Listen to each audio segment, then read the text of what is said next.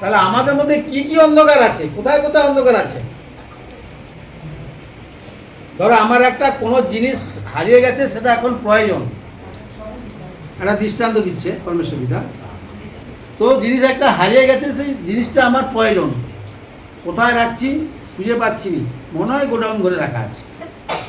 কারো যদি গোডাউন ঘর থাকে, গোডাউন ঘরে আমরা সব জিনিসপত্র জমা করে রাখি না, বহুদিন পরে সেই ঘরে সেই জিনিস খোঁজার জন্য পৌঁছে গেলাম।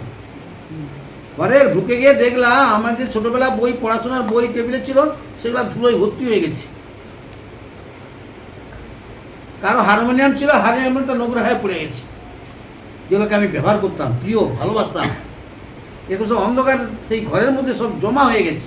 আমি কি খুঁজতে গেছিলাম, পুরো সাইকেলের একটা পার্টস দরকার ছিল, ওটা খুঁজতে গেছি।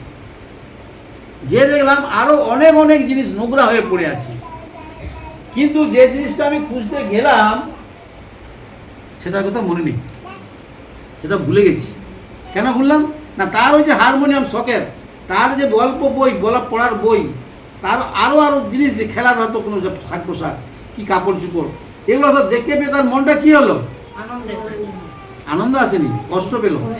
সব নোংরা হয়ে পড়ে আছে। তার হৃদয়ের জিনিসগুলো, যাকে বেশি প্রেম করতো, সেগুলো নোংরা হয়ে পড়ে আছে, অযত্ন হয়ে পড়ে আছে। তাহলে সেই অযত্নগুলোকে, যে অযত্ন হয়ে আছে, তাহলে সেই হৃদয়ের মধ্যে এগুলো যে হয়ে আছে, এগুলোকে দূর করতে হবে।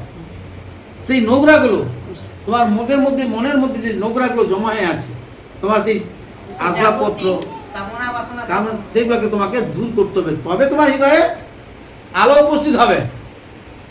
সেই আলোর কথা পরমেশ্বর পিতা বলছে। একটা জিনিস খুঁজতে যে আমরা কতগুলো অন্ধকারে দেখতে পেলাম,